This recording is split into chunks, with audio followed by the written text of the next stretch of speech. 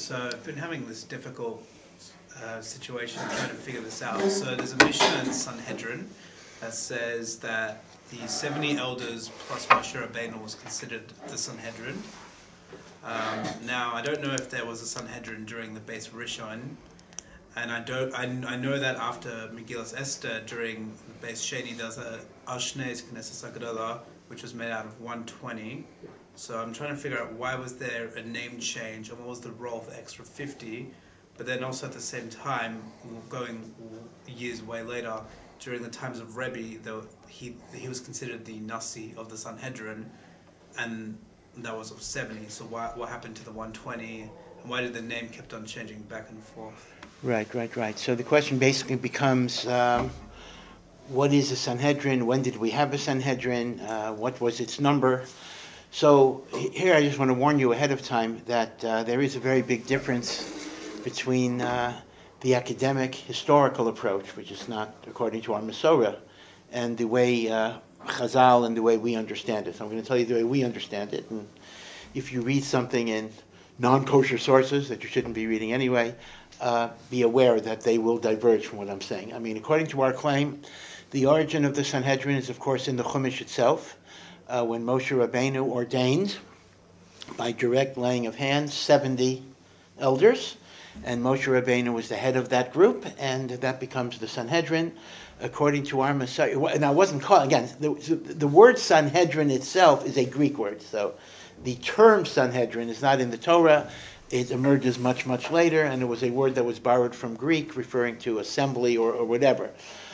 Whatever it is, but forget about the name, but the notion that the highest source of the interpretation of Torah was entrusted to the 71 members of this body, that dates from Moshe Rabbeinu, and therefore, according to Chazal, there was an unbroken continuation of that body from the time of Moshe to the period of the judges, David HaMelech, the entire period of the Bayis Rishon, and even after the Churban Bayis Rishon, it continued in Galus, although without some of the powers of the Sanhedrin, and then it just continued in the Bayis Sheni. And in fact, according to Chazal, the Sanhedrin continued even after the Churban Bayis Sheni for several hundred years, as long as you had Semicha, the unbroken ordination. So the actual beetle of the Sanhedrin occurred around the 4th century. Remember, the Churban Bayis Sheni was in the year 70. The 4th century is in the 300s. So for more than 200 years after the Churban, there was a body called the Sanhedrin. Now, granted, they were not always located in Eretz Yisrael, and when they were not located in Eretz Yisrael, they didn't have all of their powers. But there was such a body. Now, we then read about, and it goes by different names. Sometimes it's called Sanhedrin, which is a Greek term. Other times the Mishnah calls it Beis Din Hagadol, the supreme Beis Din. So Sanhedrin and Beis Din Hagadol are synonyms, and both of them refer to a 71-member body. Rav Yehuda HaNasi was the Nasi of a Sanhedrin. So when we say, actually, he wrote or edited the Mishnah, it's not just him as an individual. Essentially, he was editor-in-chief of a project that was approved by the Sanhedrin as a whole. Now, we do find that in the times of Ezra, at the very, very beginning of the Second Temple, there was a group of 120 people that go by a different name, Anshe Knesset Hagdolah, the men or the people of the Great Assembly. And this was 120 people, a number of whom were prophets, Chagai, Zechariah, Malachi, Ezra, Mordechai, etc. So the interest, and they made many, many takanos, many rules. They established the liturgy. They wrote the Shmona Esrei. They did many, many things. So one of the mysteries that people have is, what is the relationship between the Sanhedrin, which presumably existed then, and the Anshe Knesset Hagdolah? Are they different bodies or whatever? So the way the Rambam understands it is, the Anshe Knesset Hagdolah included the 71 members of the Sanhedrin, but it was a temporary expansion. The Rambam actually learns that although 71 is the required number, the Sanhedrin themselves are permitted to expand their body on a temporary basis if there's a special need for it. So it was thought after the Babylonian exile, when the Jews were returning to Eretz Yisrael and there needed to be special religious leadership, it was important to bring in more chachamim who were not on the Sanhedrin to essentially expand the body.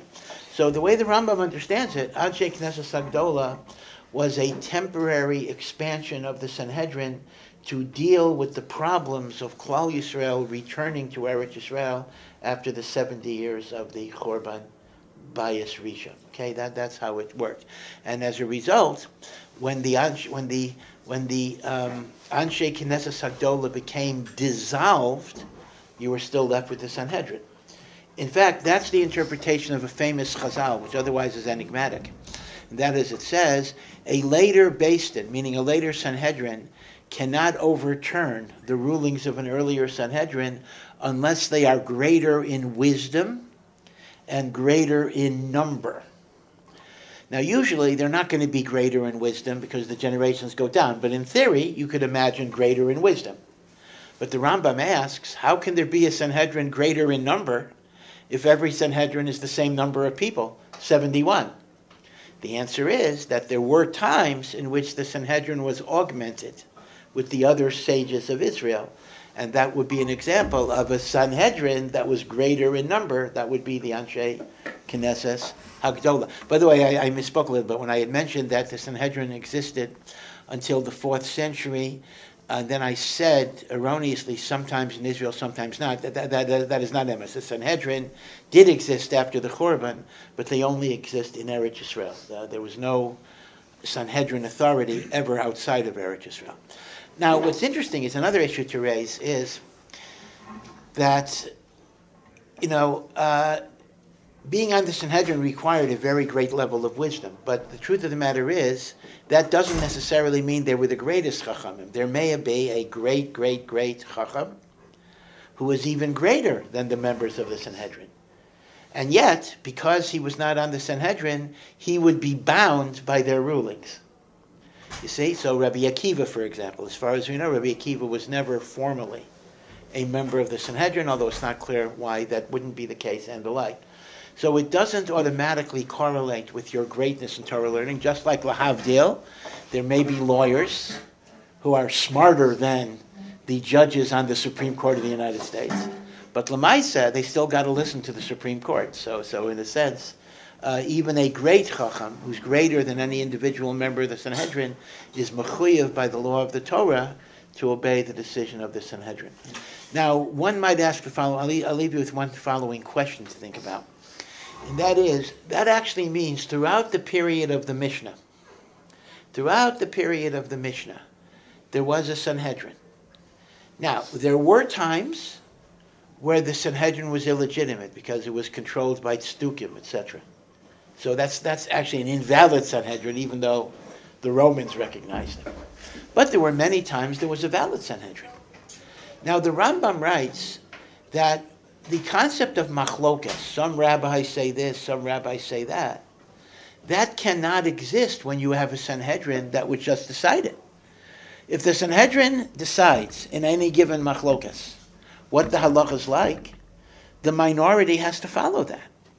So you may ask, how could there be machlokas in the Mishnah if there was a Sanhedrin that supposedly could definitively resolve it? Today, there can be plenty of unresolved machloksim.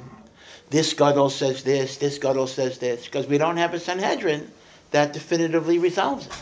But how could there be machlokas when you have a Sanhedrin whose job it is to apparently resolve machlokas? And in the time of the Mishnah, there was a Sanhedrin, except for the years of Stukim, which is mainly during the Hasmonean dynasty. So the short answer is, interestingly enough, that the Sanhedrin did not always decide issues. That if an issue was a real big machlokas, they sometimes, instead of having a formal vote where they would decide by 36 to 35, they decided to leave it to local autonomy. which means, again, lahavdil, it's very close to a similar idea in American law. This is a legal doctrine known as abstention, that sometimes a court will not decide a case to let the different local courts decide it. So in halacha there was such a concept as well, and that's why Chazal always differentiate between what's called amdu leminyan. Amdu leminyan is when the Sanhedrin took a formal vote, which eliminated machlokas. Once they were omed leminyan, it's no longer permissible for you to have another opinion. Versus loy amdu leminyan. So, in other words, the mere naked fact that a majority of the Sanhedrin had a certain position did not itself rule out your ability to have a different position if they did not decide the matter by a formal vote. So the fact that I know, let's say, that 36 people on the Sanhedrin, don't think the halacha is this way, so what? I mean, if I'm a competent enough Talmid Chacham, I could say I think they're wrong.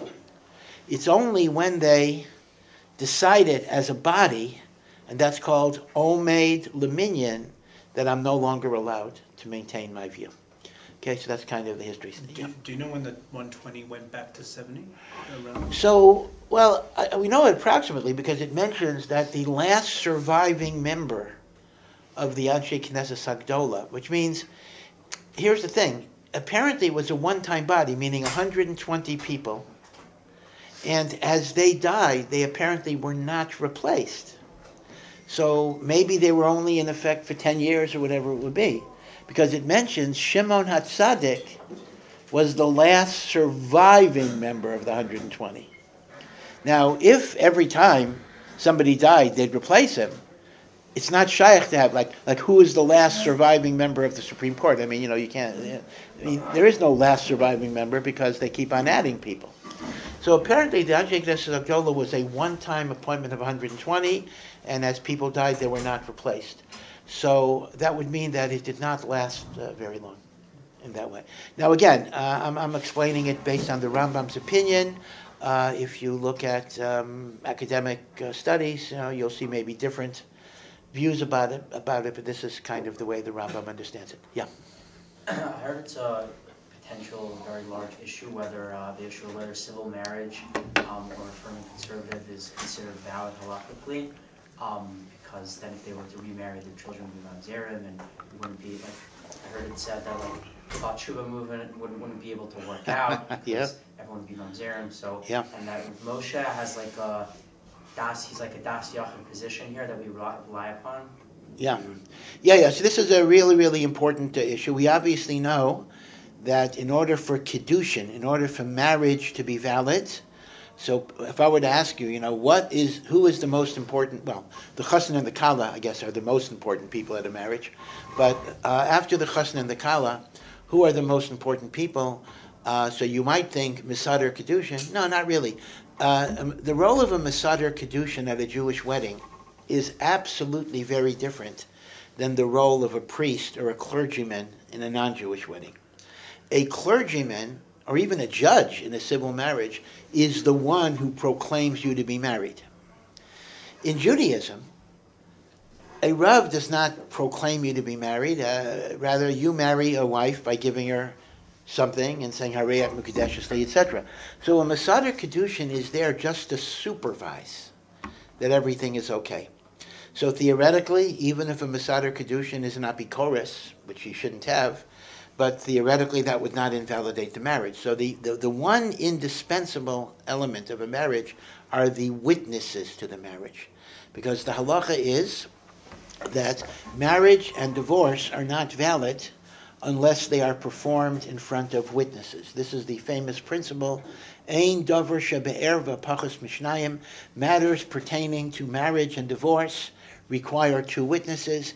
This is based on a gezerah shava, because it says by money matters, al pi shnayim edim yokum davar, matters are established by two witnesses, and it says by divorce, etc., it says ki motza by ervas davar, and we learn that just like monetary matters need two witnesses, davar shebe'erva needs two witnesses. Those of you who learned the beginning of Maseches Gittin remember this from Daf Beis Amid Beis. I will just throw out, I'm sure you went through this in your shiurim, the very, very famous question of the Ketzos, which I'm not going to answer, but the Ketzos simply asks, well, wait a second here. Mammon needs Eidim only for evidence, meaning if I lend you money without witnesses, you can deny it, so I need witnesses to prove it. But if you admit that you borrowed the money, you owe me the money even without witnesses. In other words, you don't need witnesses for the validity of a transaction. You only need witnesses to prove it if it's contested. And yet by marriage, that's not the case. If a man and a wife, or a man and a woman, come into Beis Din and they say, we got married yesterday without witnesses, but both of us admit that there was a marriage ceremony, that's not a good marriage. Because witnesses are not just there to prove the transaction, witnesses are there to create the transaction. So the Ketzos asks the obvious question. If the whole source that you need witnesses by marriage is because you make a gezerah shava for money, by money itself, witnesses are not necessary for the validity of the transaction. So why would they be necessary for marriage if they're not necessary for money? Ketzos kasha, ask your Rebbe, etc., if you don't go over it itself. But nevertheless, bottom line is that a marriage without witnesses is not valid. Now, in order to be witnesses, there are a number of conditions. Got to be male, got to be Jewish, got to be above bar mitzvah, and cannot be related to the chassan or the kala, and there are detailed regulations about what's a relation, and cannot be related to each other, and must be basically halachically observant in terms of Shabbos and the like. And then we get into marginal questions, whether if you have an iPhone are you considered to be puzzle or the like, whatever. That's different controversies about those issues. Okay. If the witnesses are not kosher, man and woman are not married. So the question becomes the following. The reason why conservative marriages are no good, or reform marriages are no good, or civil marriages are no good, are not because the rabbi is reform, or the rabbi is conservative, or the judge may be a guy. The reason is because you don't have kosher witnesses, right? Without kosher witnesses, it's not a marriage. So, I'm just repeating a lot of background based on your question. So, many years ago, Moshe Feinstein ruled in a very, very good way that helped the Baal Tshuva movement enormously. Many kids are products of second marriages. Mom got divorced. Now, in many cases, so if mom was married to a guy, that's not a problem. That's b'chlal not a marriage. But if mom was married to a Jewish guy, and mom got divorced, but mom never got a get, then you might have argued she's theoretically married to husband number one. If she then gets a civil marriage with husband number two, that would make the kid a mamzer, because a child that is born while from another man, when the mother is still married to the first guy, the kid's a mamzer. So many, many, many Baalei Tshuva who are born from second marriages theoretically might be a mamzer. Now, a mamzer is a Jew. I mean, that doesn't mean anything. You count for a minyan, you can be called to the Torah, but you do have some very severe marriage restrictions. A mamzer can only marry a mamzeres, or a mamzer could marry a giores, and whoever they marry, the kid is going to be a mamzer, it's going to keep on going and going and going. So, what Rav Moshe Feinstein said is the following. Rav Moshe Feinstein argued that the only time you need a get to terminate a marriage is only if the marriage is halachically valid. And since marriage number one was not halachically valid because you didn't have kosher witnesses, if it's conservative, reform, or civil, therefore mom didn't need a get. If mom didn't need a get for marriage number one because it's not a marriage number two is not adulterous, ergo the kid is not a mamzer. Now, you might ask a question just to be sure you don't make a mistake here. Well, wait a second here. If marriage number one is no good because you don't have kosher witnesses, well, what if marriage number two didn't have kosher witnesses? Right? That's not going to be good either. So aren't you making the kid a mamzer because he comes from a marriage number two that's not valid? Answer is no, because a mamzer is not a child born out of wedlock. Yeah, a kid who was born from a non-kosher marriage number two was not born from a marriage. That's emes. But so what? Not that you're allowed to have premarital relations, but a kid that is born from premarital relations is not a mamzer. You have to be born from adultery or incest. Mimela, Rav Moshe Feinstein's psak literally saved thousands and thousands, to this day, saved thousands and thousands of Balei Tshuva from a potential problem of mamzeris. Now, you hear of Moshe's Tshuva, and you assume it is so logical and so straightforward. How could you argue on it? Meaning, l'chayre, it's obvious. I mean, did I need Rav Moshe Feinstein to tell me such a heter? If you don't have kosher witnesses, you don't have a marriage. If you don't have a marriage, you don't need a get. Right? That's Rav Moshe's argument. Well, the truth of the matter is that many, many poskim disagreed with Rav Moshe for the following reason. They did agree with him that the ceremony without kosher witnesses is an invalid ceremony. Yeah, that much is true. Meaning, that night, in the marriage hall, they are halachically not married. But here's the problem. When they later consummate the marriage, right, they have an intercourse, marital intercourse. So we know that one of the three ways you can marry a woman is kesef, giving money, which is the ring, shtar, giving her a document, which we don't really do. The ksuba is not a marriage document per se, or bia, intercourse. So the concept would be that even if the ceremony was invalid, the fact that the husband had intercourse with the intention of establishing a marital bond would make it a valid marriage. You're going to ask me, but wait a second. Where are the witnesses to that? You need witnesses. So the Gemara explains that, listen, when a man marries a woman through intercourse, you never have witnesses to the intercourse. I mean, they're not in the bedroom, but rather they know about it. Meaning, intercourse by definition just means you know about it. So the problem basically is, if there are religious people in the neighborhood even who are aware that this man and woman live together as husband and wife, they become. These are the people who are cholik in Rav Moshe. They become witnesses to a kedushin of bia. And therefore, an invalid, conservative, reform civil marriage can morph into a halachic marriage by virtue of subsequent cohabitation. And as a result, mom needed a get. And if mom needed a get and didn't get it, that would make mamzeris. Right? So there are many poskim who would actually say that a kid born from a second marriage is a mamzer. Now, the psak in Eretz Yisrael, by and large, is that lechatchila, we will not allow a woman from a conservative reform or civil marriage to get remarried without a get. She will be required to try to get a get from her husband, because since it's possible to matter her beget, we don't want to be somech on Rav Moshe. But when it comes to the status of a kid that was born, and there's nothing you can do about it, so l'maisa, we are somech on Rav Moshe. L'gabi mamzeris. I know this myself because this is the one time in my life I was zocha to actually ask Rav Yosef a halachic shaila, and that is I had a situation in Silver Spring, a very, very strange situation about a guy who was in his 30s. He was born from his mother's second marriage, and mom didn't get a get from marriage number one, so we had to figure out, was marriage number one a kosher marriage or not? Problem was, marriage number one was in 1951. She was married a long time to her first husband.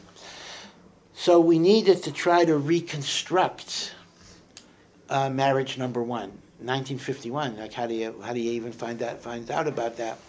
So the answer was, the marriage was conducted by a chazan. Okay, the chazan was a chazan of an Orthodox shul. That's already that sounds bad, right?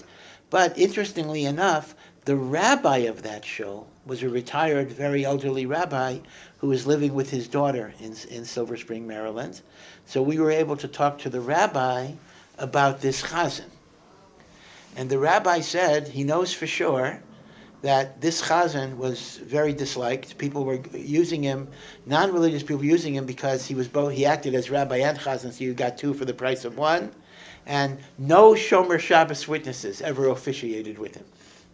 So therefore, this rabbi was willing to say that he doesn't know this particular wedding, but he could say for sure, no Shomer Shabbos people were there. Now, this is a little weak evidence because this rabbi knew nothing about this wedding, but went to Rav Yosef, and in those days, Rav Yosef was already. It's interesting. People tell me from the 1970s they could go to a beis medrash. Rav Yosef would be sitting by himself, and you could sit down and talk to him for half an hour about a shaila. But by the time I went there, there was the assembly line. You're given like 30 seconds to present your question, and if you stutter a little bit or get nervous, you kind of mess up. You just get pushed on. So I managed to get out my question. Rabbi Yosef just said, the kid is not a mamzer, and I had a follow-up, but they said, nope, one question per person, and that was it. So L'maisa Rabbi Yosef paskins that for mamzeris we are makel like Rav Moshe. Yeah. It's very unlikely a case that when religious people have any sort of, if they have bia, then if they're living in a neighborhood with religious people, they're married, according to the most poskim? Well, yes, because they say that even though they're not bayel to make a kedushin, but the fact that they're bayel as part of a marital relationship. Now, again, if people are living together as an affair, that does not make them married. But when they did a civil marriage and they have intercourse, it is assumed that they're doing it as a relationship of husband and wife. There was a great gadol in America who, in a way, got a little overshadowed by Rav Moshe, but he was Rav Moshe's very dear friend, and he was the leading posek in America before Rav Moshe came, and again, some would say even afterwards, but okay. This was Rav Henkin, Rav Yosef Eliyahu Henkin. Was a great, very, very chashuv posek.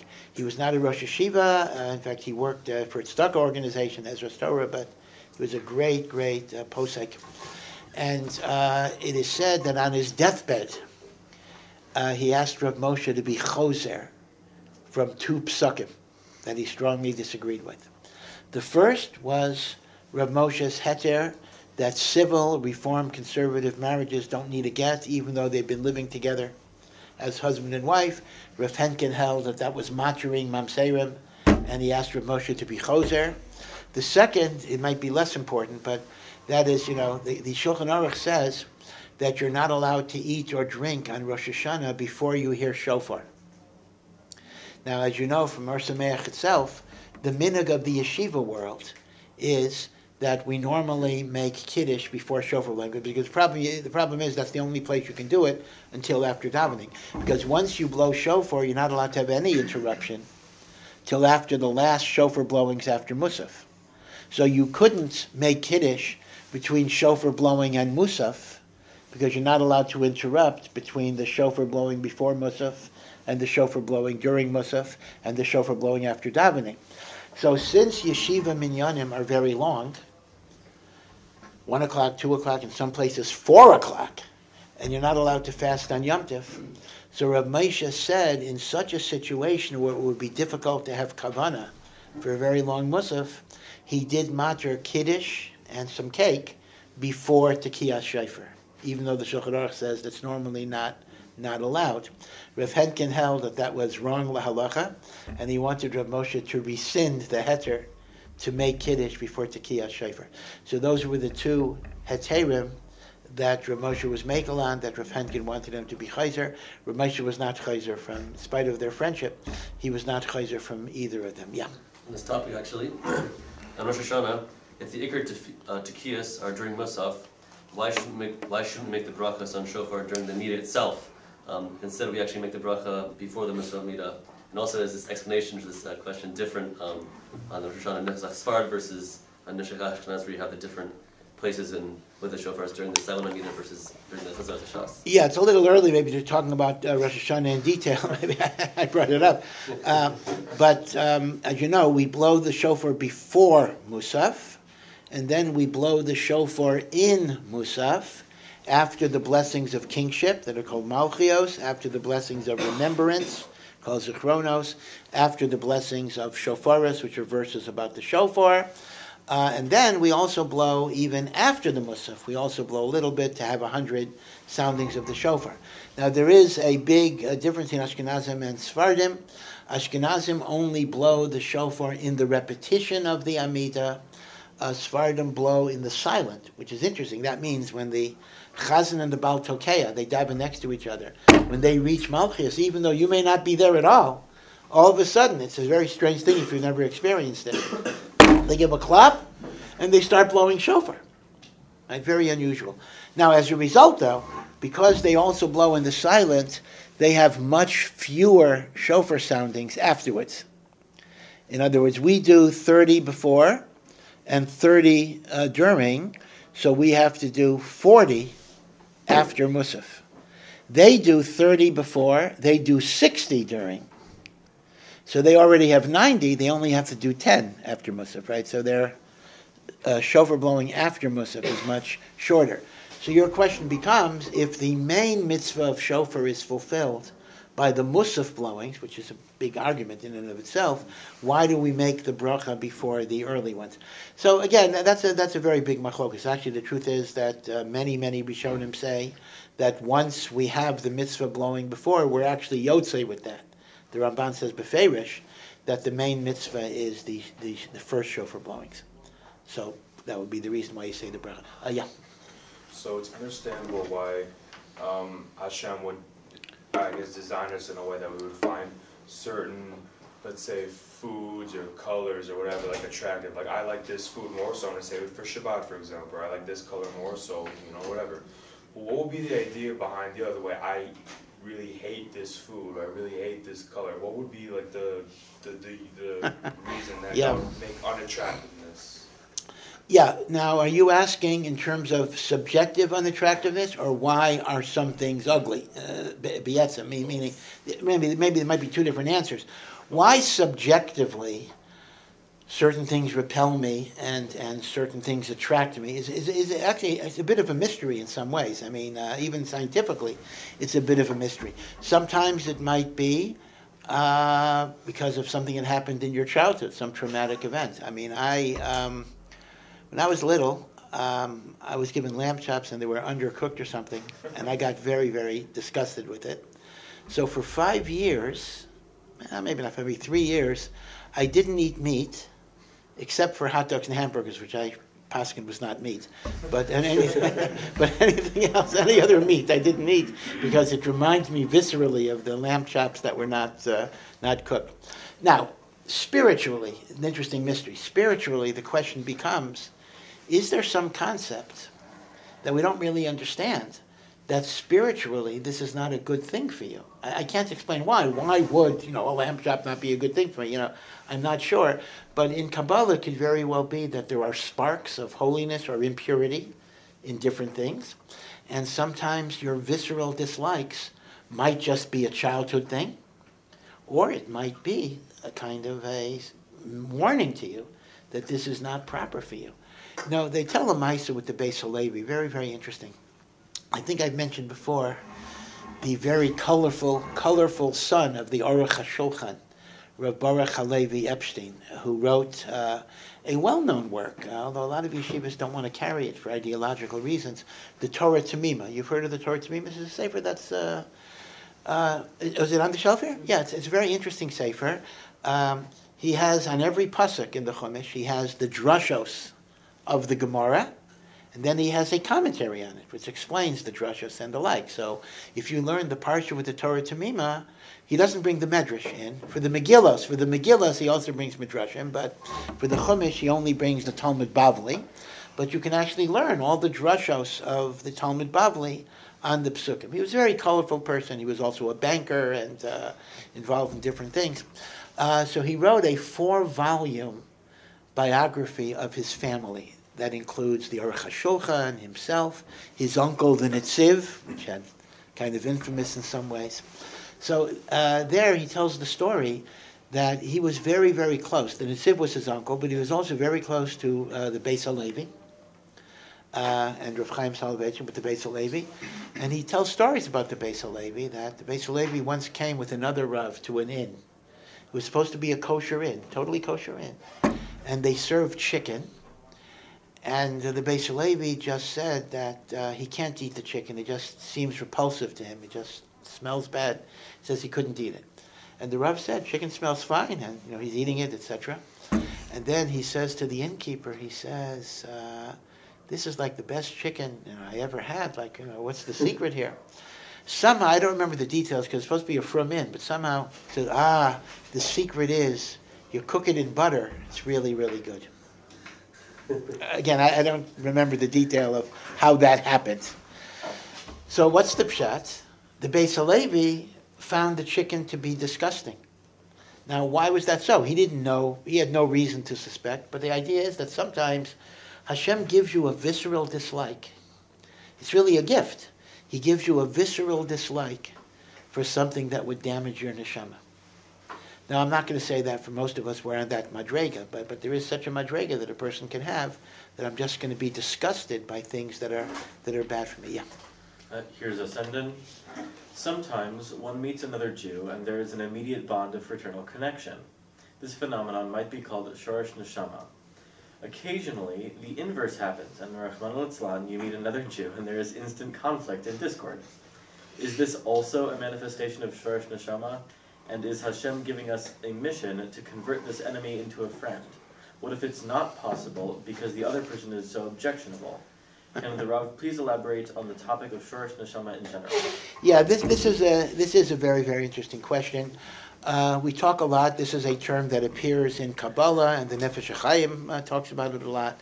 The idea of shoresh neshama, that all of our neshamos are rooted in Hashem, and therefore all of Am Yisrael, and to some degree all of humanity, are one because the root of our being is in the oneness of HaKadosh Baruch Hu. So in a sense, every Jew has a common shoresh neshama, every Jew.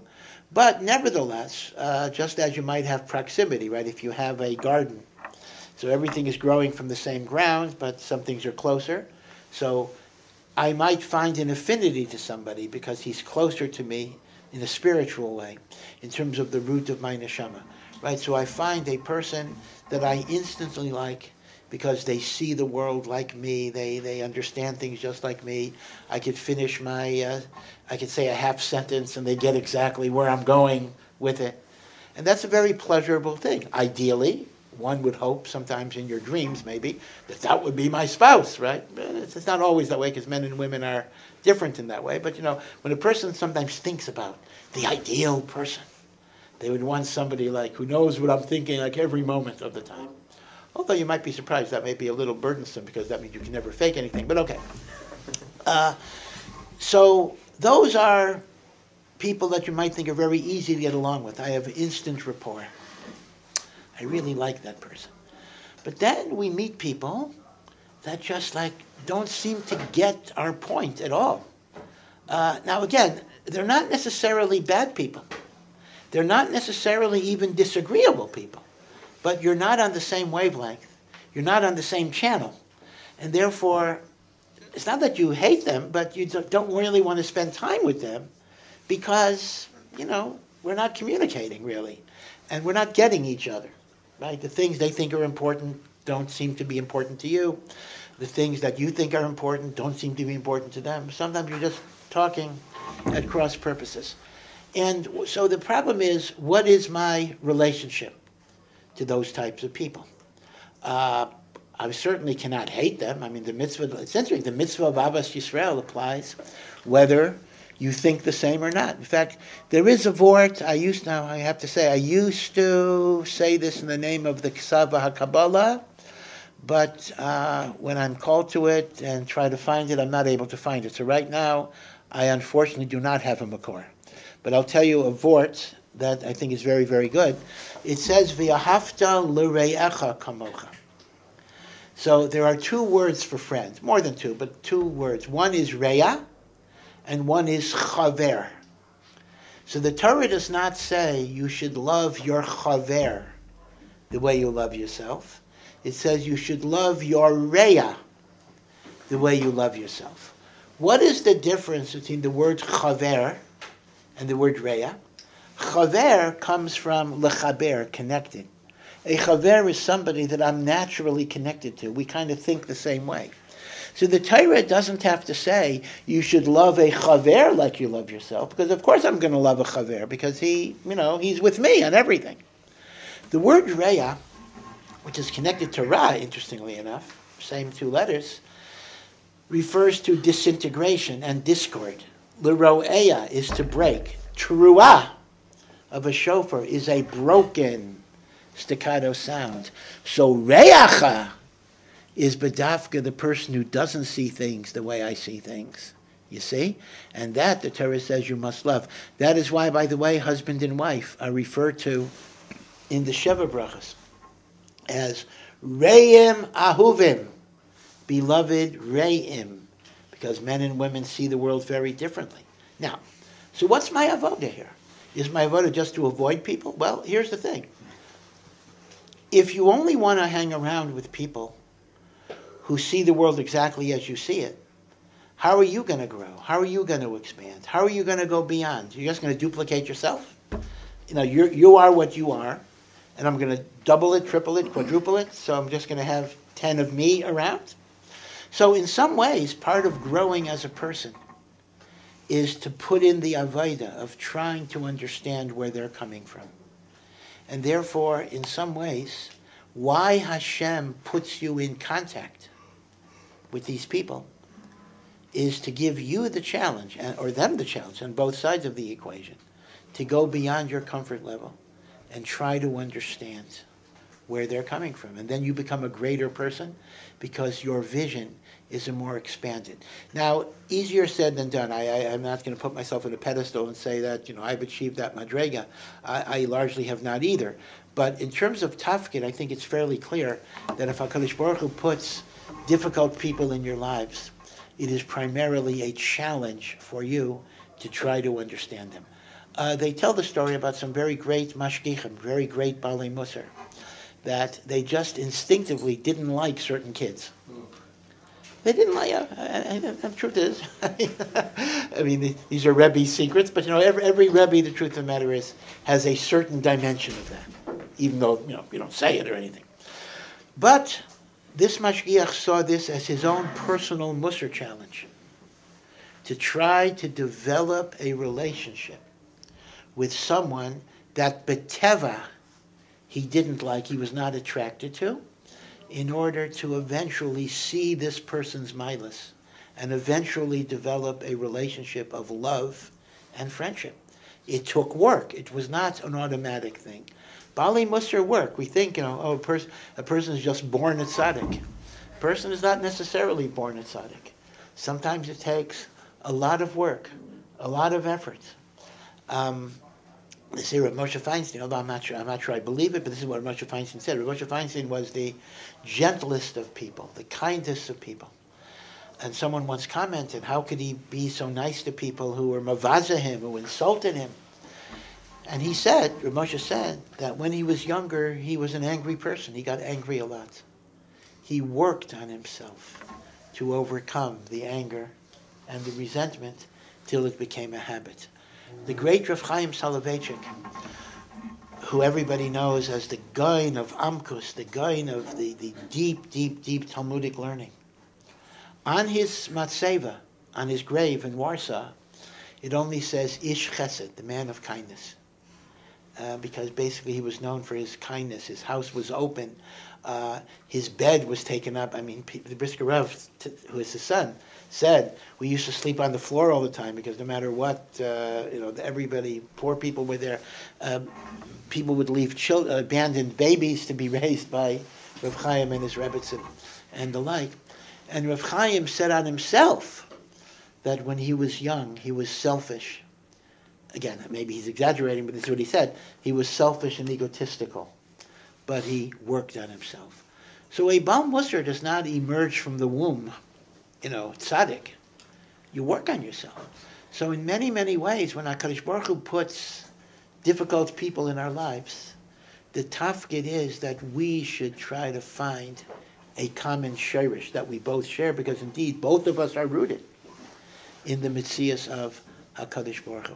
It's a great, great challenge, indeed, but it's a challenge that we rise to. This is how we navigate marriage and the like.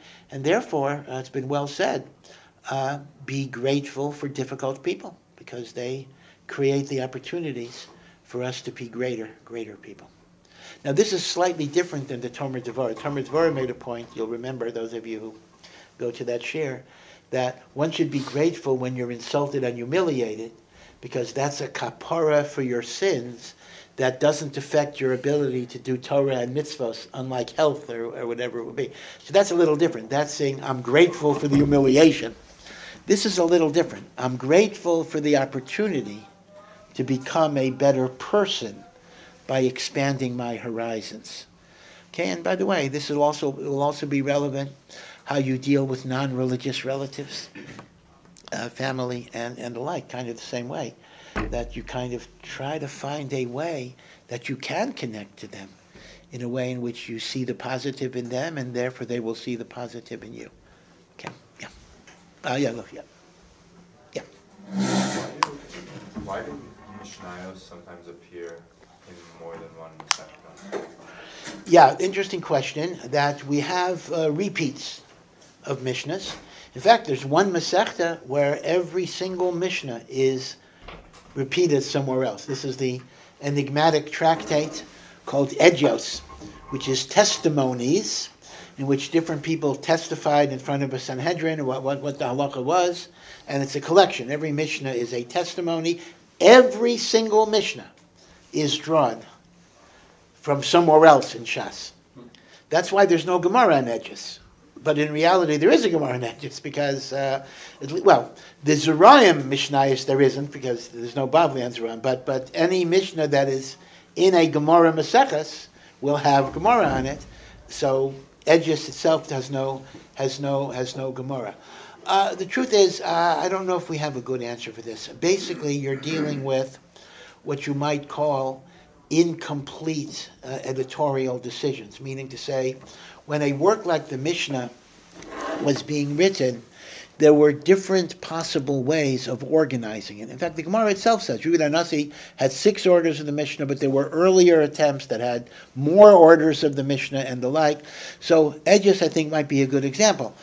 One scheme of organization would be, let's take chronologically what was said in front of a Sanhedrin, more of a chronological arrangement. Others were topical arrangements.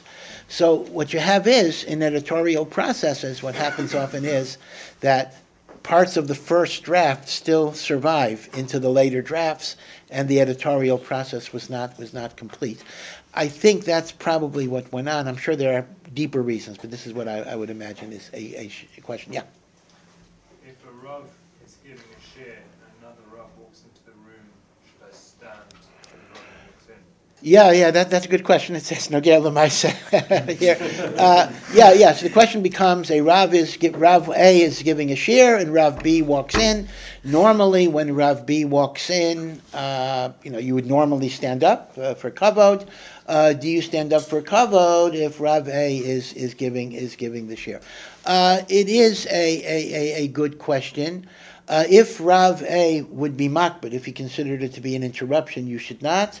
But otherwise you should, unless there's a clear hierarchy. So an example would be if you have a Rosh Yeshiva, right? The head of the yeshiva is giving a shiur, and a Rebbe of a lower shiur walks in, you should not stand up because that's a little disrespectful to the Rosh Yeshiva. But in a situation of equality, or there's no hierarchy, there's no ranking per se, then if the Rav is not makbid, then you should stand up. And if you're asking me, I'm not makbid, so I think it's a good thing to stand up. I still remember, again, forgive me for repeating stories already, I'm sure I've said the story before. When I was in 9th grade in Ner Yisrael, so I came from day school. Most of the kids came from American day schools, and we were not habituated to stand up for a Rebbe. We didn't, 8th grade kids didn't stand. Here in Eretz Yisrael, it's a little different. They're taught from a young age, but, in America, that they didn't make a big deal of it. So I remember my 9th grade Rebbe was so uncomfortable. Baruch Hashem, I think he's still alive. He's in his mid-90s, he should be, may have Yesrim. But he was very uncomfortable because he had to give us a speech that we have to stand up when he walks into the room. And he was very, very uncomfortable because he was a modest person. And he didn't want to say, show me kavod when I walk into a room. But he said, it's part of your education as B'nai Torah that you have to show respect, kavod, HaTorah. So I remember distinctly how uncomfortable it was for him to say that lesson. But I'm bringing it up because the truth of the matter is it is important for B'nai Torah to show kavod HaTorah for their rabbeim. So I would encourage you to stand up if everybody walks in. Yeah.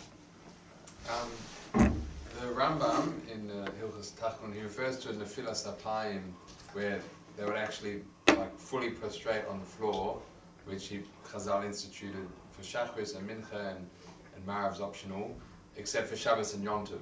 That's sort of how he leaves it. I understand it's a machlokas go'onim if on Purim you say Tachanun or not, but it seems over time that more and more times of the year and different situations like a bris and a chassan and a beis avel. So I just want, if the Rav could explain when and why it changed from full prostration on the ground to leaning on the arm, and why over time less and less. So you're really asking two questions about Tachanun. Question number one is that the original name of Tachanun is, and even today it's called this, nefilas apayim, which means falling on your face. And the way many Rishonim describe it, based on the Gemara, this was after you davened the Shmona Esrei ba'amidah, you would prostrate yourself. You would actually go on your knees on the ground, and your face would, like we do on Yom Kippur, or maybe even full body prostration, which even we don't really do on Yom Kippur. That's where you literally stretch out your whole body, but at a minimum, your face would touch the ground. That's called nefilas apayim. Today, we don't do that, right? We just put our head on our arm. We don't do body prostration on the ground. So, again, there is a machlokas. There are some Rishonim, at least, that say we ought to do it. But the main reason why we don't do it today is the problem is that in the time of the Gemara, floors were mainly dirt floors. Just dirt. There was no floor. So prostration on dirt is mutter, although you'll get your pants dirty. Today we have stone materials and the like, and to prostrate on stone raises different halachic questions. Even on Yom Kippur we have to have divisions and the like. That's called Eben Maskis. So because of the concerns with prostration on stone, which resembles idolatrous rituals, the minhag got discontinued. Another reason is that even though nefilas apayim is described as part of davening, there's another Gemara that says that nefilas apayim should only be done, full prostration should only be done by a tzaddik, who is batuach Hashem will answer his prayers, meaning it was a type of very intense prayer reserved for the righteous, and we're not necessarily on that madrega.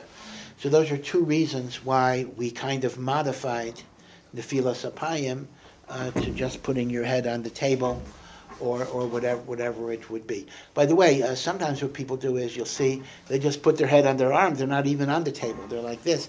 That's not really right. The Tachanun should at least be your head is on a surface. It should be on on the chair or on the table and the like. Now, the second question you're raising is an interesting question.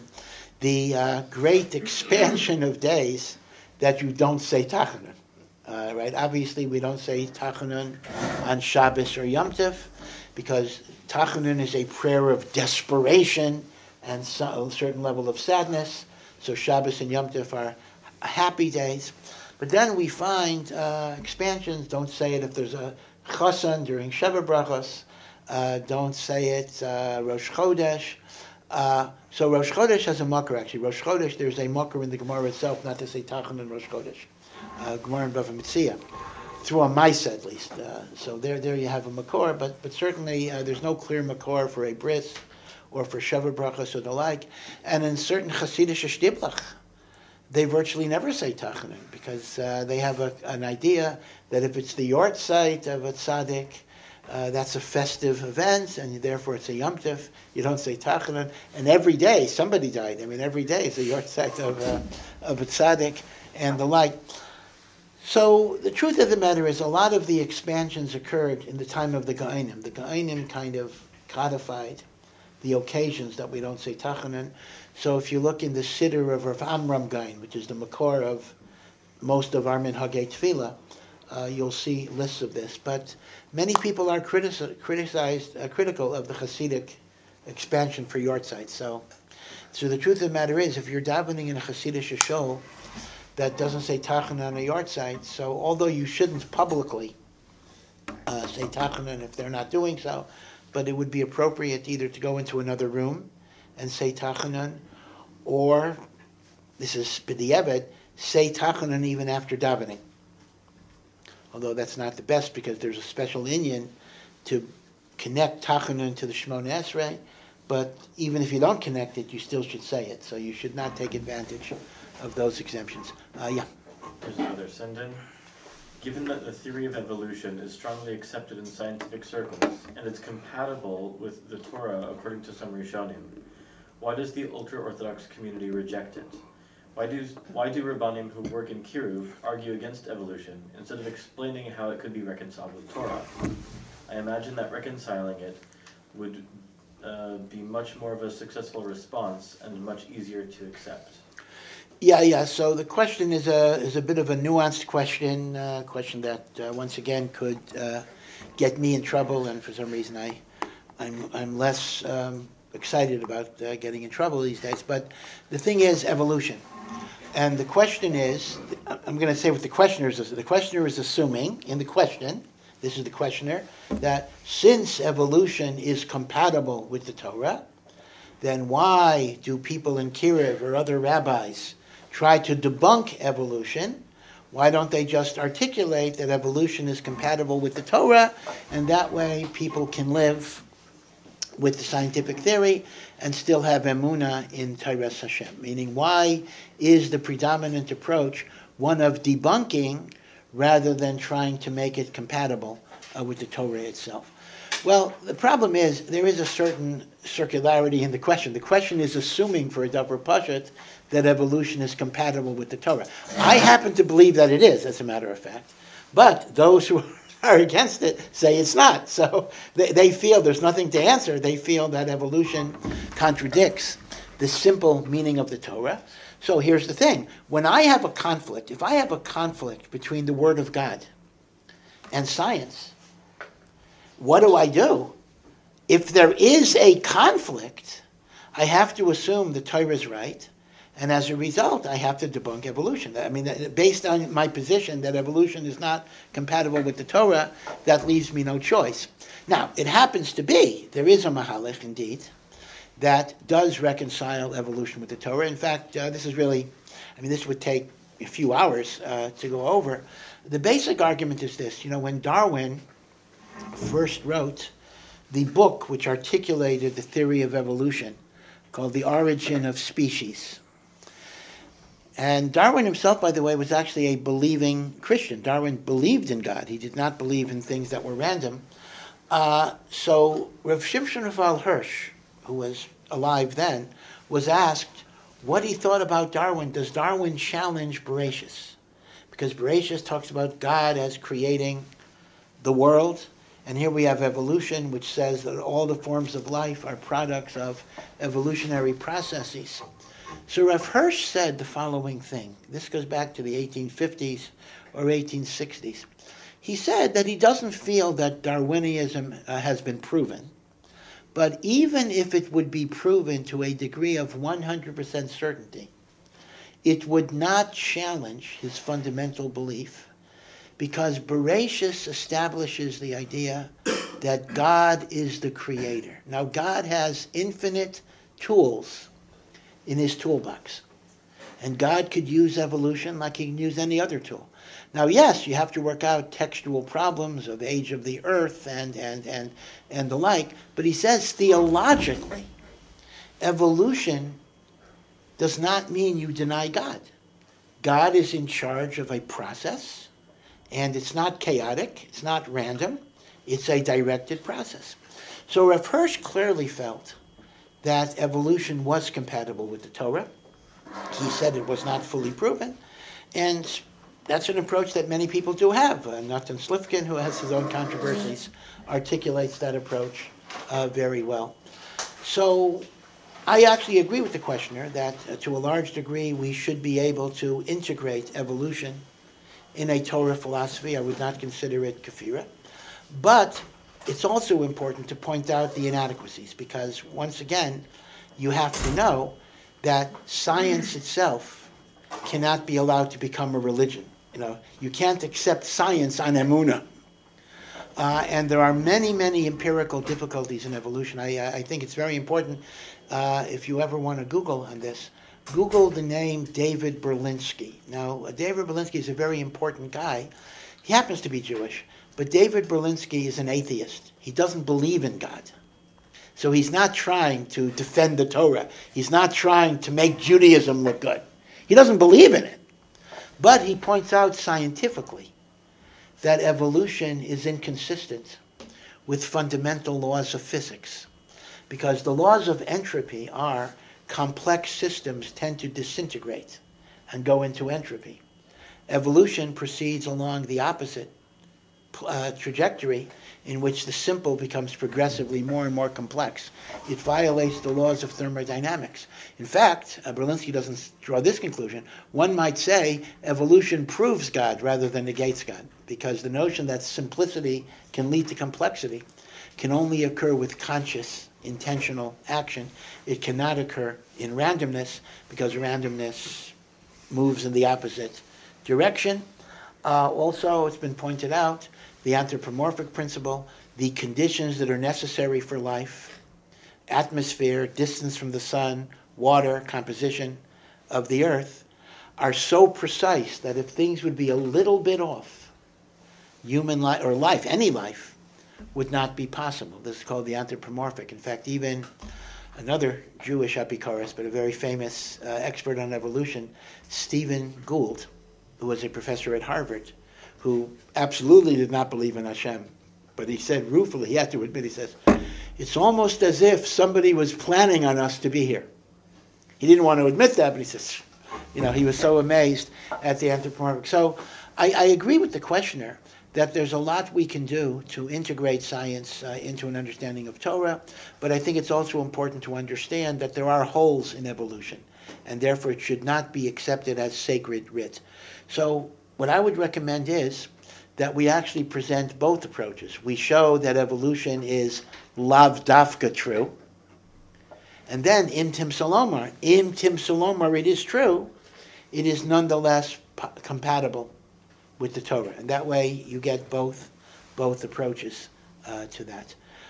Now, there is another issue why perhaps Makarvim don't want to push, and that is, there is a great fear that as we get more and more habituated to get away from the simple meaning of the psukim, there is a danger that we might extend it in other areas. As somebody once said in a cute way, if you start allegorizing Bereshis, you'll come to allegorize Shemos, Vayikra, Bamidbar, and Devarim as well, in which everything becomes a metaphor. Matan Torah is a metaphor. Avram, Yitzchak, and Yaakov are mythological figures.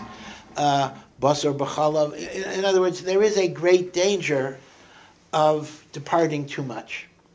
Now that's a slippery slope argument, meaning even if, on some level, Maaseh Bereshis can be understood in non-literal ways, which even the Rambam admits, there is a fear of opening up the floodgates in which you might then kind of destroy the historical record of Am Yisrael. Right? I think there's a very big difference to say, age of the earth, etc., might be a flexible date, versus saying the Exodus from Egypt never happened. I mean, I think those are two different propositions, and yet you find that people who start with the first one often wind up with the second one. And therefore, that's why maybe there's a little bit more of a fear to open up that gate. Yeah. So, if so, how do you understand archaeological findings? For example, humans perfectly preserved in ice that date back like 40, 30,000 years old? Yeah. These are very, very difficult questions. Again, there's a lot about Maaseh Bereshis that we don't know. For example, there are some who maintain, within our tradition, that Adam, who is only 5,785 years old, Adam was not the first Homo sapien. Adam was the first Homo sapien with a divine soul, meaning to say, coexisting with Adam may have been different types of human beings, such as Neanderthals or the like, who were intelligent, who had tool-making ability, but they didn't have the spiritual nature of the divine soul. Presumably, those humans, as it were, perished in the flood, and the human race is not descended from them, meaning that's where we would depart from evolution. But this is a quite amazing thing, that there may have been human creatures coexisting with Adam. We then go back to the Medrash that says that there were many worlds before this world that God destroyed, and the Tiferes Yisrael understands that that doesn't mean other planets, but that could refer to Earth itself, went through progressive ice ages, cataclysmic events, meteorite showers. That would even explain dinosaurs, fossils. Why should I believe that as opposed to evolution? Well, again, as I say, I don't have a problem with evolution per se. The only thing is, based on what I just said, I do believe, or we believe, I would say, that the soul of Adam is a unique breath of God. Meaning, even if biologically there may have been a certain evolutionary process, but once again, mind and brain, soul and light, just biological life force, are not necessarily the same. And we do believe that the breath of life, or the breath of divinity, was a singular event that was not a result of evolutionary processes. But that does not negate evolution as a process, as a biological process. So those are possibilities as well. But once again, you're going to have to deal with the age of the earth issue, because if you're talking about preserved remains that are 30,000, 50,000 years old, so the problem is, how do you have a survival link? Meaning we could explain them as remnants of prior worlds, but if that would be the case, apparently there was no survivability from those prior worlds, so that's not going to connect. In other words, it's hard to understand within a Jewish framework how you connect those predecessors to Adam, because they're remnants of worlds before Genesis. Yeah. Is it halachically mutter for a person to work as a day trader? A day trader, yeah. Is it halachically mutter to work as a day trader? Interesting question. I happen to know some very, very fine, frum Jews, in fact, big Talmidei Chachamim, who make money off kind of the day trading, off the speculation in securities. In fact, they consider this to be a very good job for a Jewish boy. It leaves you a lot of time to learn Torah. Being a Rosh Yeshiva is not so good. He says, if you want to learn, that's what they say, if you want to maximize your hours of learning, but don't be a Rosh Yeshiva, because you're going to have to spend all your time collecting money or whatever it is. Be a day trader, and then you can work 4 hours a day and learn Torah. The problem is, the issue, just to say what the halachic issue basically is, that's a very good question. How do you differentiate day trading from gambling in a casino? There is a halacha, generally speaking, that you're not supposed to gamble, right? You don't bet on sports games. You don't bet on pigeon races, horse races, or whatever it is. And the question becomes, well, when you're buying and selling based on shifts in the market, you're essentially betting, right? The stock market investment is described as gambling, right? You're gambling, the market will go up, go down, and you're focusing on these upturns and downturns. And if there is some halachic concern with gambling, then why would that be permitted to engage in stock market speculation or manipulation? So it is a very good question, and poskim have a little bit of a difficulty trying to identify the difference. But I think the issue is this. Part of the issue is that why is gambling? Why would we tell a person don't bet on sports? Don't bet on sports, right? What's wrong with betting on sports? So there's really two different reasons why gambling is generally usher on some level. One reason is because of a principle called esmachta. Esmachta means that when I bet on something, meaning I bet that this horse will win the race, and if not, I'll pay you, I don't really intend to pay you because I think I'm going to win. And therefore, when you collect on a gambling debt, it's considered to be a form of theft because the person never intended to really lose the money. So esmachta is a getter of gezela. When I collect on a debt, it's a form of gezela. The other reason is that gambling is a non-productive activity that does not contribute to the welfare of the world. Right? So these are two different reasons. One is esmachta, and the other is you're not osek b'yeshuvo shel olam, and there is an nafkamina lahalacha, and that is sporadic gambling permitted when it is not the main source of your income? Als the reason of esmachta, even one-time gambling would be forbidden. Als osek b'yeshuvo shel olam, if primarily that's not the main source of your income, sporadic gambling would be permitted. So it's a machlekes lahalacha if sporadic gambling is permitted, based on which of these reasons is dominant. Now, the issue with day trading is the following. Unlike, let's say, pigeon racing or whatever it would be, which really doesn't contribute to the productivity of the world, the question is whether stock markets, investment actually improves the economy in various ways.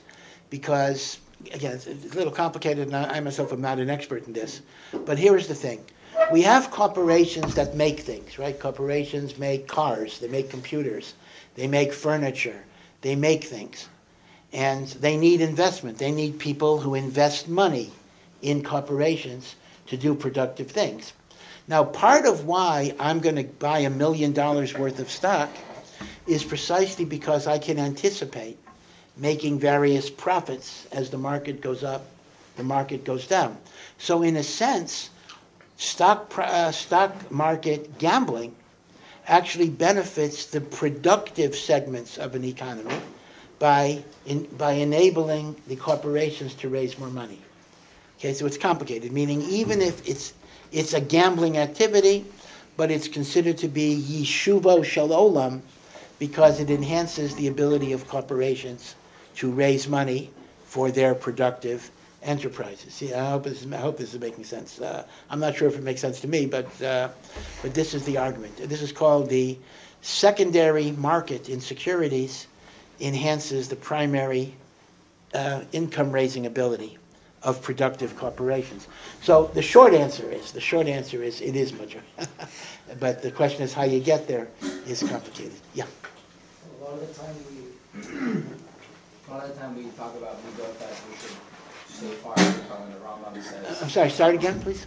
A lot of times we say with midot there are some midot that we should strive to be in the middle, like according to Rambam. Most midot you should strive not to be like totally towards one end of the spectrum, but you should strive towards the middle. Except the Rambam says one, I think, is anger, for example. Anger, he says you should strive to just stay as far away from anger as possible and have as little as possible. It's not one of the ones that you should try and have a middle amount of anger. Is that correct? You know, the one I remember humility. He says one should go to humility to the extreme. Actually, anger, he actually suggests there is a place for anger. And that is the anger of indignation when things when there's averos, when things are bad. You should be upset. Now, it doesn't mean you lose control, but it means that I should have a sense when there's rishus in the world. I should have a sense of a certain amount of anger, that these are bad things. So anger you actually do have a little bit. You try to move in the middle. You don't become a person who loses it, but you also don't become a person that's indifferent. Because if you didn't have anger, then whatever, there's murder and there's violence and there's all sorts of things, and it doesn't bother me. It should bother you.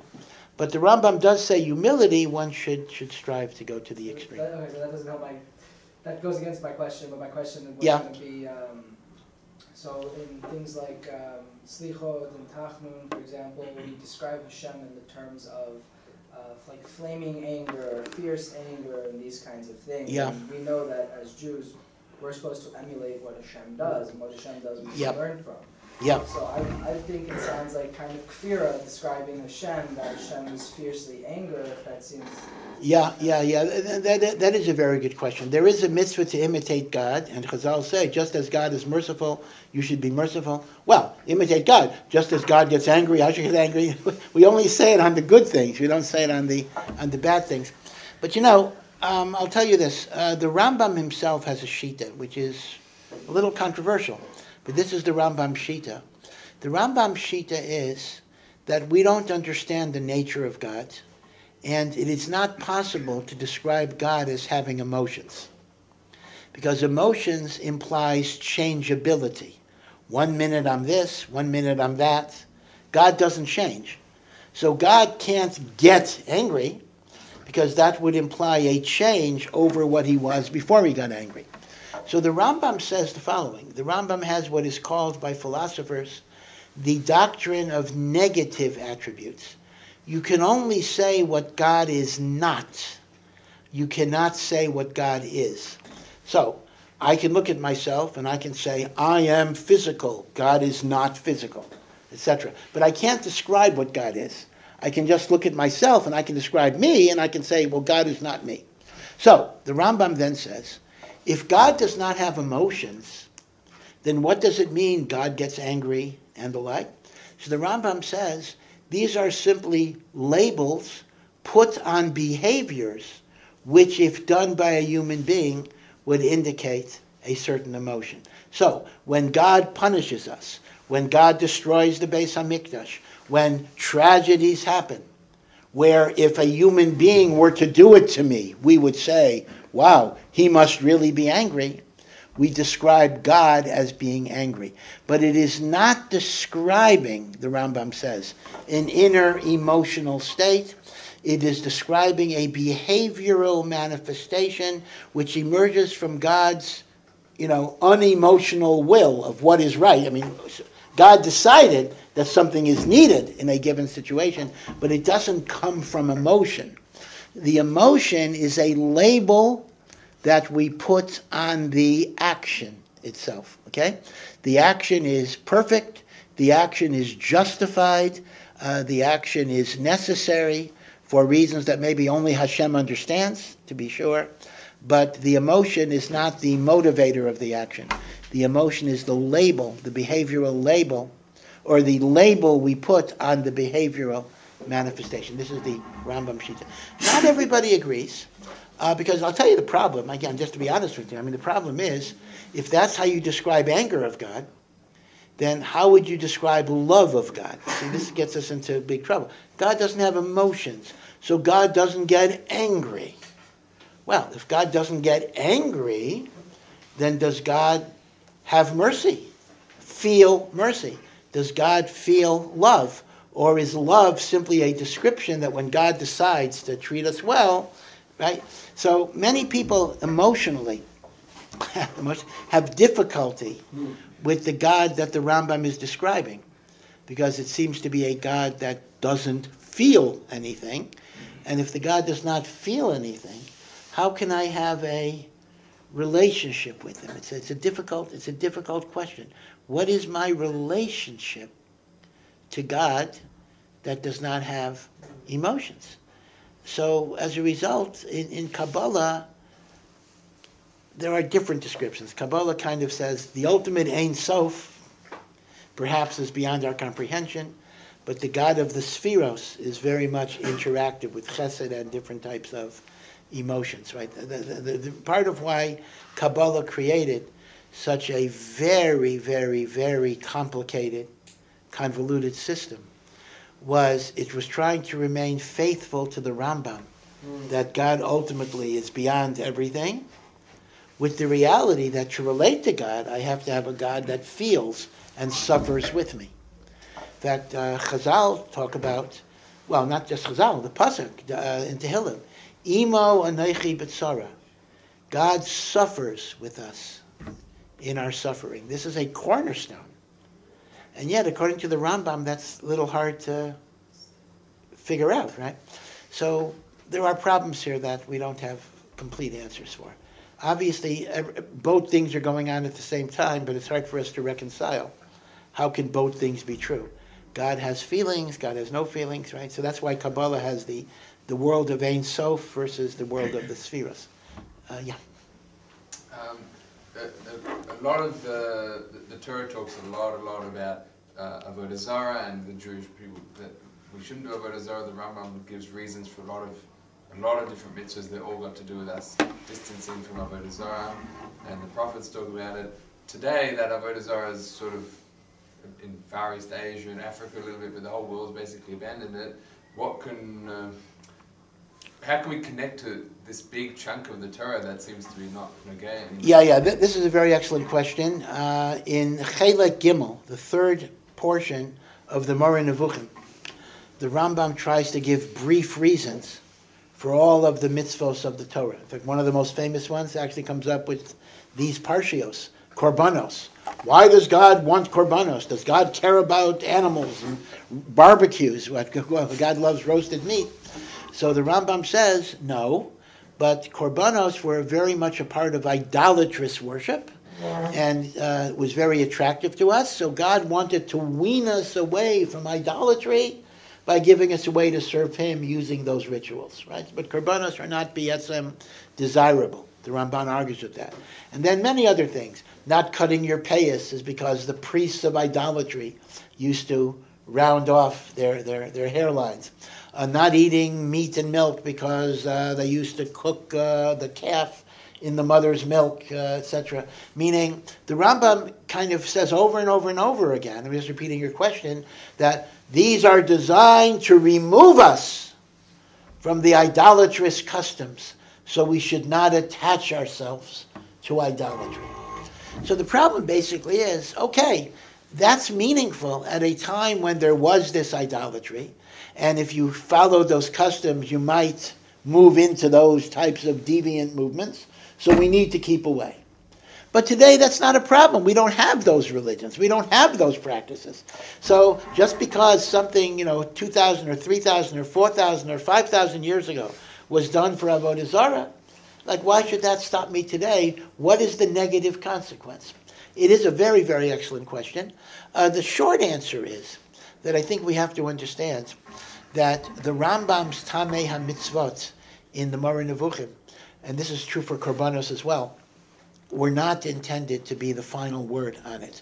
Meaning, remember the audience. The Rambam is writing the Guide to the Perplexed to a philosophically sophisticated audience who is conversant with Greek philosophy, Aristotelian philosophy, but not necessarily firmly committed to Torah. That's why they're navuch.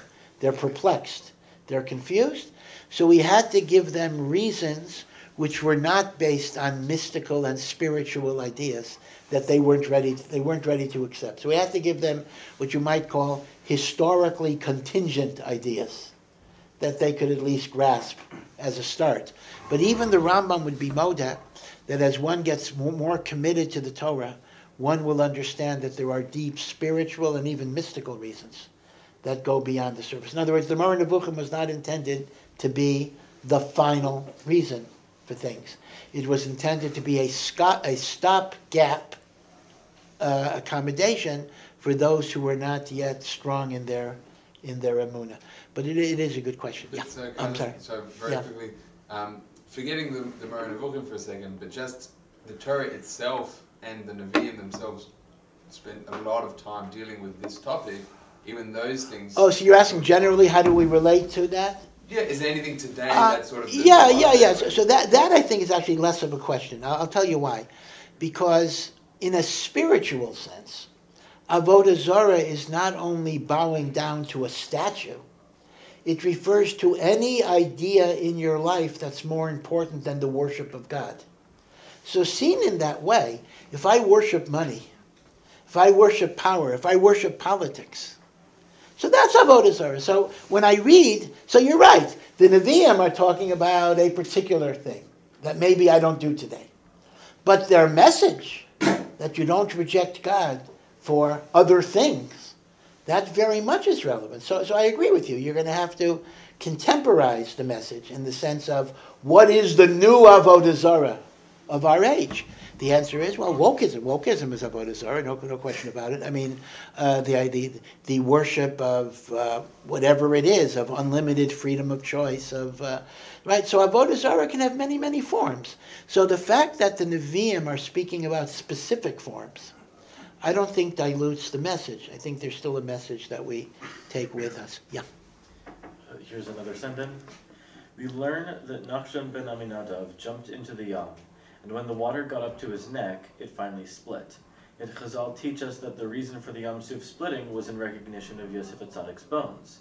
So in short, which one was it? In honor of Yosef Atzadik's bones, or because of Nachshon ben Aminadav's jumping in? Yeah, that's an interesting question. On one hand, we are told in Hallel we read, Hayam Ra'ah Vayanos. The sea saw and ran away, split, it fled. So the Medrash asks, Ma Ra'ah? What, this is from Hallel, what did the sea see, so to speak, that it split? It says, Ra'ah Arono Shel Yosef. It saw that they were carrying the bones of Yosef the Tzaddik back to Eretz Yisrael, and L'chavod Yosef, the great Tzaddik. The sea splits. Great thing that Kriyas Yamsuf was because of Yosef Tzaddik.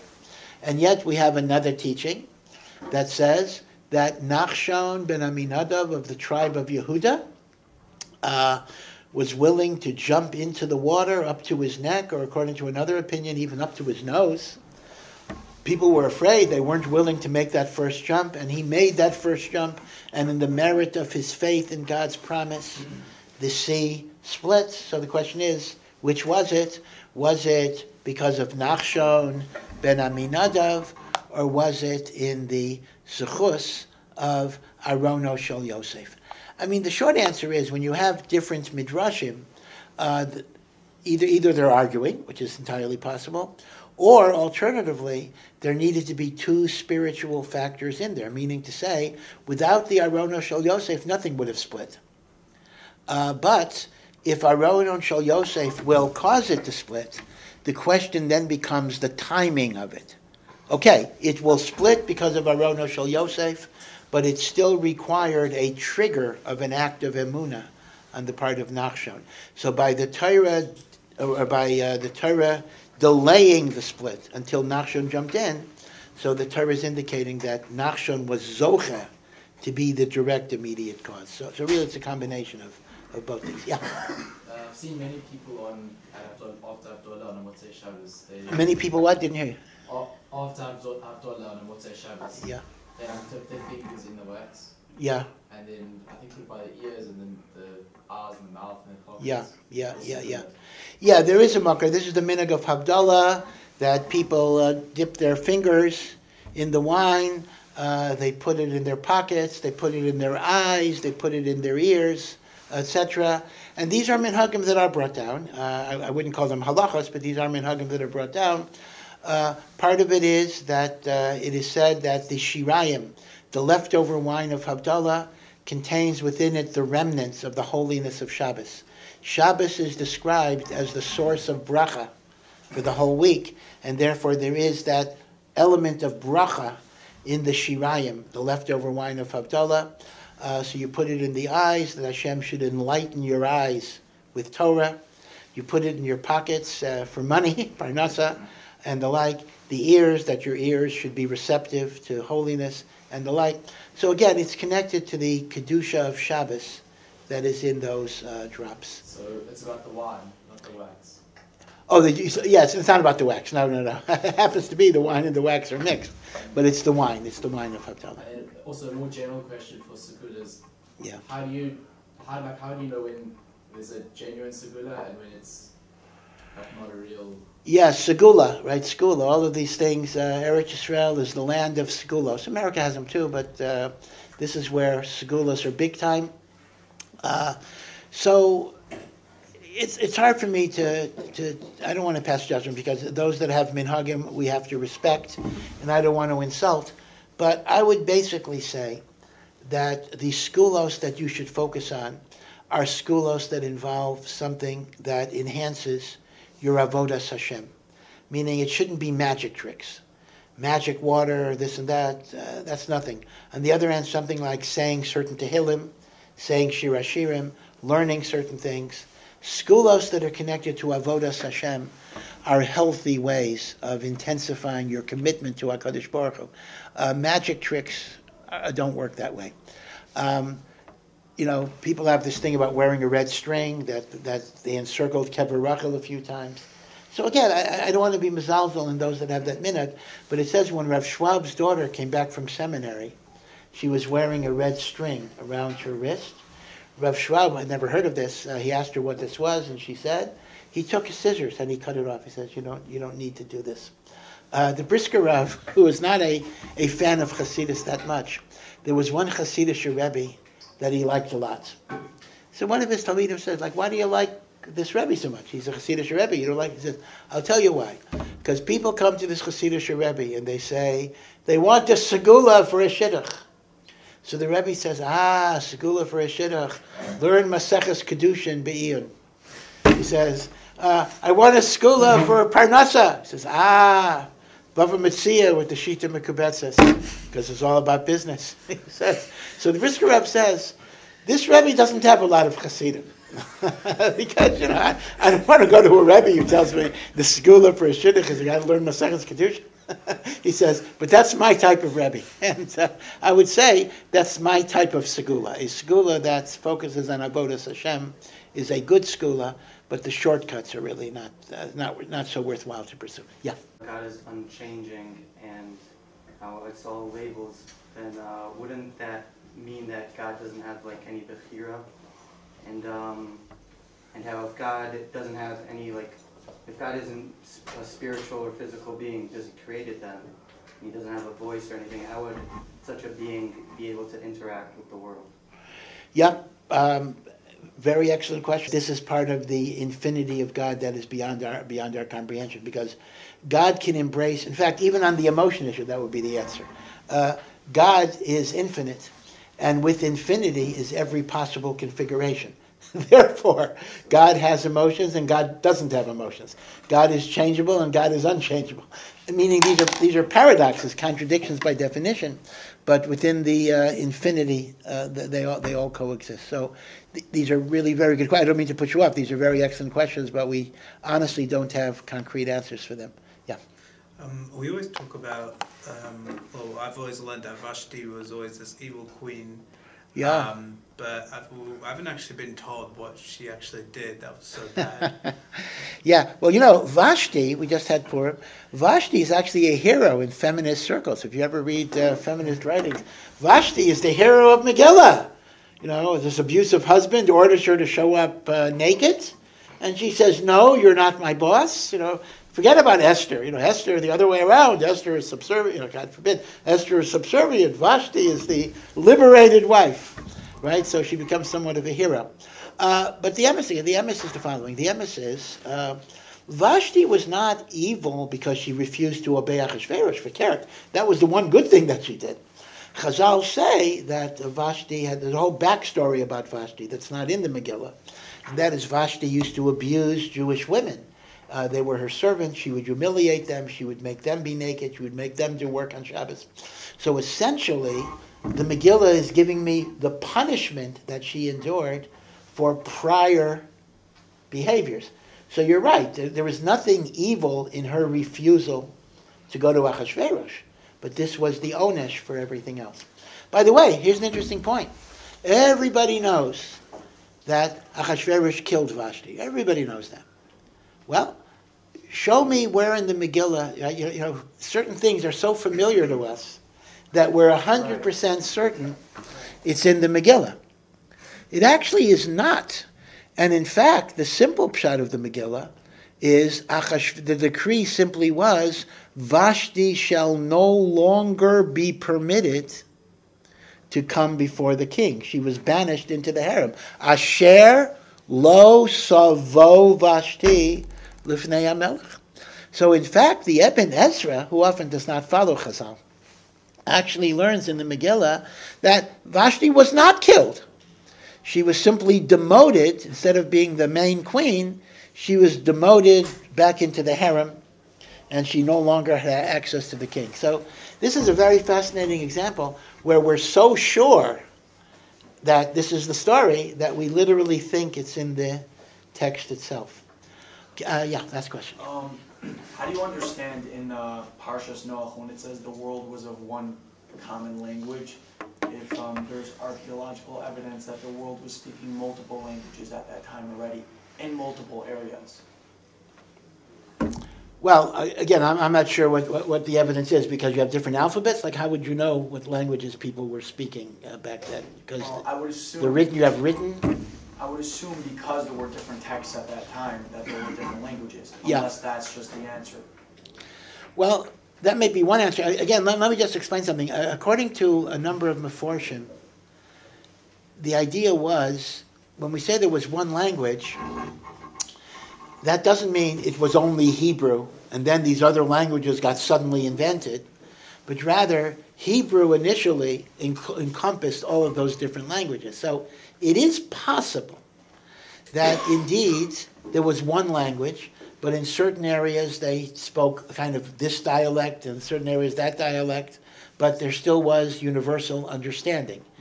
In other words, once you understand that it's not that the other languages got invented in Dor HaFlaga, but rather the Hebrew language itself was bigger, then we might say that those were originally part of the Hebrew language. That was the Lashon, that Gufa was the Lashon Echad that existed. Many Meforshim say that. That actually explains a certain thing.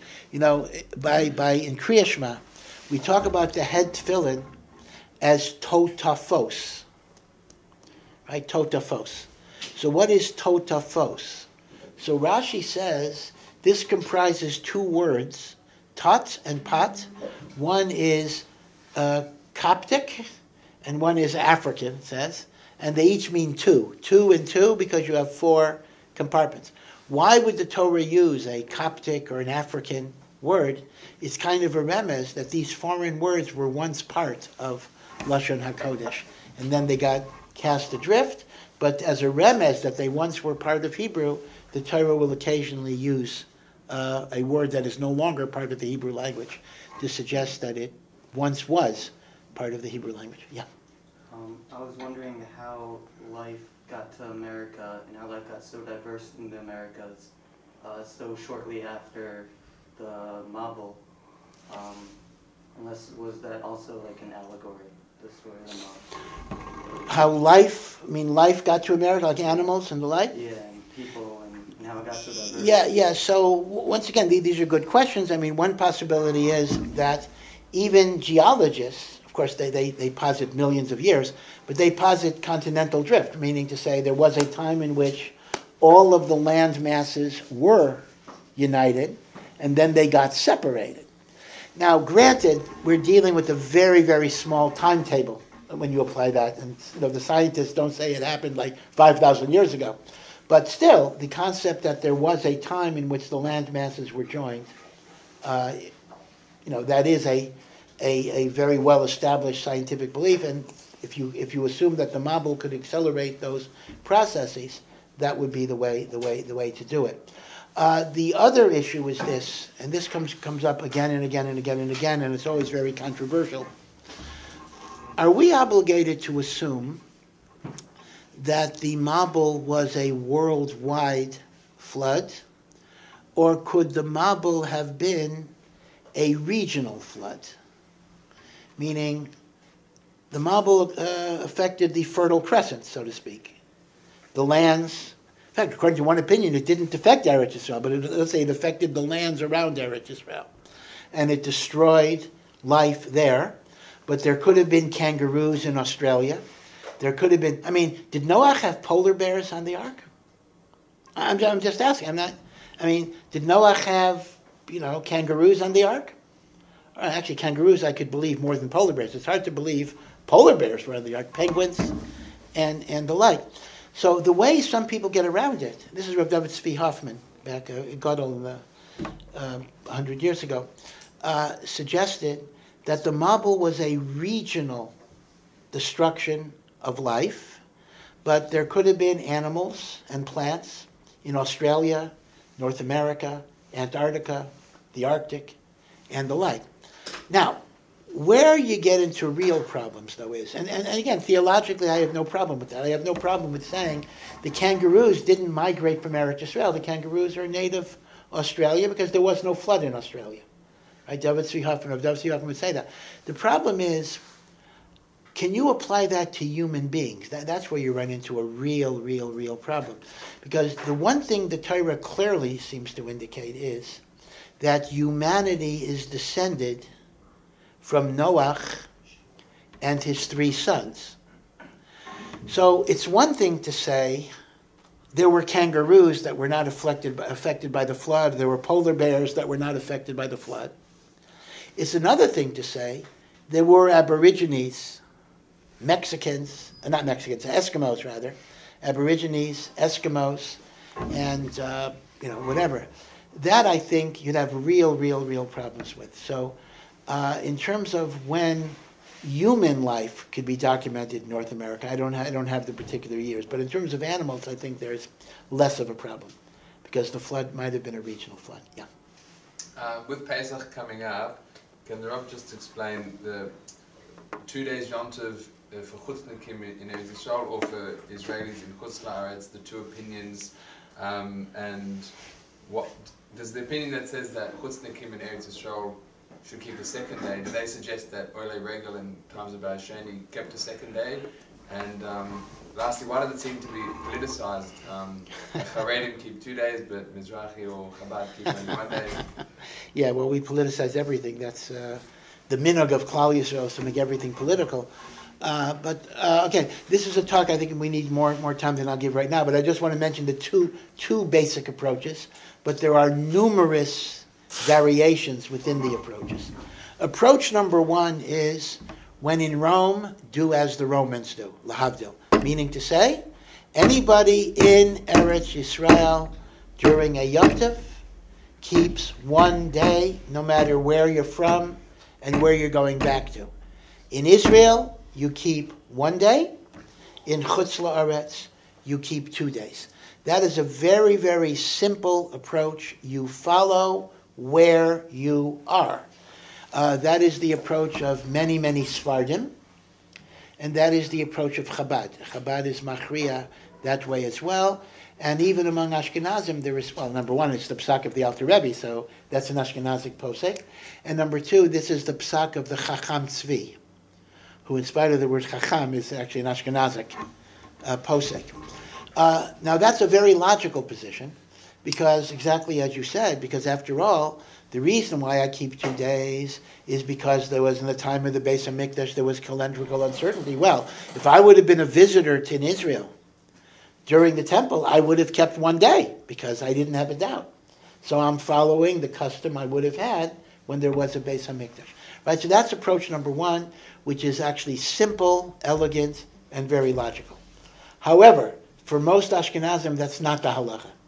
And the Ashkenazic idea would be that we regard Yom Tov Sheni as a minhag that follows you until you have decided to change your place of residence.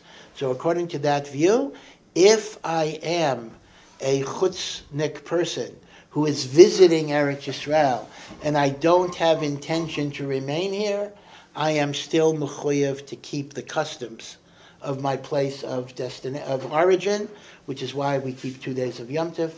But conversely, that also means, it's a little asymmetrical. If I'm an Israeli in Chutz La'aretz, I essentially keep 1 day, but, this is a huge exception, I'm still not allowed to do malacha the second day. So I daven a weekday davening, but malacha is forbidden even privately. In other words, I can't totally just keep 1 day. So, in the Dati Leumi community, many, in modern Orthodox, many will follow the more makel view of a tourist to Israel only keeping 1 day. But again, the Mishnah Brura and most poskim other than Chabad say that a chutznik has to keep 2 days in Eretz Yisrael, which is interesting because that actually means you're allowing Yom Tov Sheni, this machlokas, to take away the mitzvah of tefillin. So an example would be, if let's assume I am a chutz la'aretz person coming to Israel for Pesach, so I got to keep Pesach on the 8th day. That means I do not put on tefillin on the 8th day of Pesach.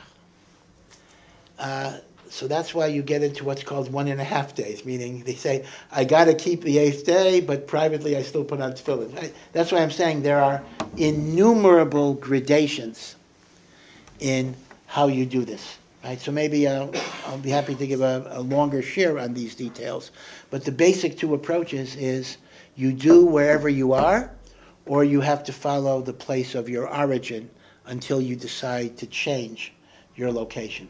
Now, even that is full of questions. Change your location. Well, what if I plan to go back to Chutz La'aretz, but I plan to live here for 5 years or 10 years? At what point does temporary turn into permanent? That's also a bunch of questions. In fact, it's a question that a lot of guys have all the time. You know, I'm planning to be here for a while, but then I'm planning to go back. You see? So those are problems. If you follow Sfardim, life is simple. Who cares what your plans are? You're here now. In fact, Rav Yitzchak Yosef, the Rav Rashi, he asks people questions. He says, people go to him and say, I'm not sure if I want to live in Israel. I'm not sure. He says, if I'd offer you $1 million and my daughter to marry, would you stay? Of course, it depends if you meet the daughter. I don't know, but but he basically took the position: if there's any circumstance that you might stay, you keep 1 day. All right, but others say you have to have more of a firm commitment to stay. Okay, we'll stop here and be well. Thank you for staying.